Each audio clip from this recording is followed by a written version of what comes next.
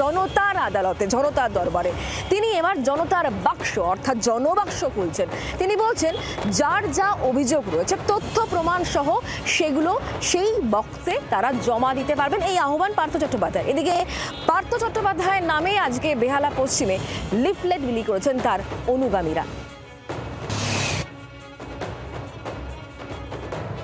পশ্চিম বিধানসভার দুয়ারে দুয়ারে দেখা গেল পার্থ অনুগামীদের হাতে পার্থ চট্টোপাধ্যায়ের সই করা লিফলেট।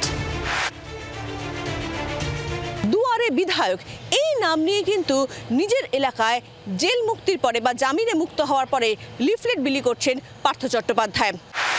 লিফলেটে পার্থ চট্টোপাধ্যায়ের আবেদন, আজকে আমি সোজা সাপটা জিজ্ঞেস করতে চাই, চাকরির বদলে কাদের কাছ থেকে আমি অর্থ নিয়েছি প্রমাণ নিয়ে আসুন আমার কাছে। যথাযোগ্য প্রমাণ আছে কি আমার হাতে অর্থ দেওয়ার?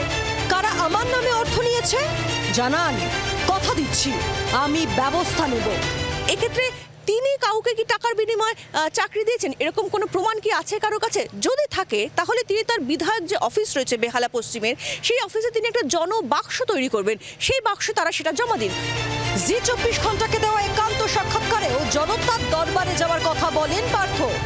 আমি বেহালার মানুষের কাছে আমার মনের কথা খুলে বলবো, বিধায়ক হলে সবাই আমার নির্বাচক মণ্ডলী, সেই নির্বাচক মণ্ডলীর কাছে আমি তারা যে ভুল করেননি আমাকে জিতিয়ে, সেটা তো আর বলতেই হবে না। পার্থর লিফলেট বিলি নিয়ে রীতিমতো কটাক্ষ বিজেপির, তোপ দেখেছে কংগ্রেসও। ওনার সততা নিয়ে প্রশ্ন ওঠেন, ওনার তো ব্যক্তিগত জীবনে সততা নিয়ে প্রশ্ন আছে, বাকি তো ছেড়েই দিন। ওনার বান্ধবীর বাড়িতে যে প্রায় 51 কোটি পাওয়া গেল, সেই 51 কোটি কি কোথা থেকে এলো, মালিকটা কে? ওনার কাছে কারা কারা লিস্ট পাঠাতো, উনি মুখ খুলে বলছেন না কেন?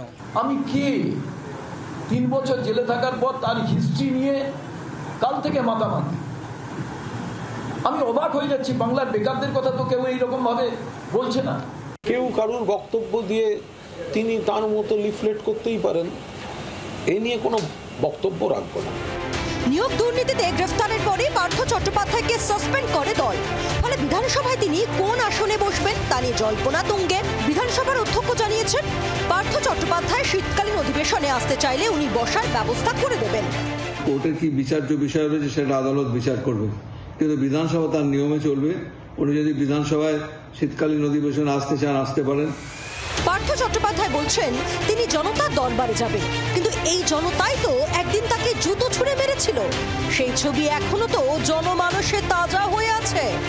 নিয়োগ দুর্নীতি তদন্তে পার্থর বাড়িতে তল্লাশির সময় বান্ধবী অর্পিতা মুখোপাধ্যায়ের বাড়ি থেকে উদ্ধার হয়েছিল কোটি কোটি টাকার স্তূপ, সোনা, গয়না। নিয়োগ দুর্নীতিতে যারা প্রভাবিত হয়েছেন সেই সব মানুষের দরবারকে কেন এড়িয়ে গেলেন পার্থ? প্রশ্ন কিন্তু উঠবেই। শ্রেয়সী গঙ্গোপাধ্যায়, সন্দীপ প্রামাণিকের রিপোর্ট, জি 24 ঘন্টা।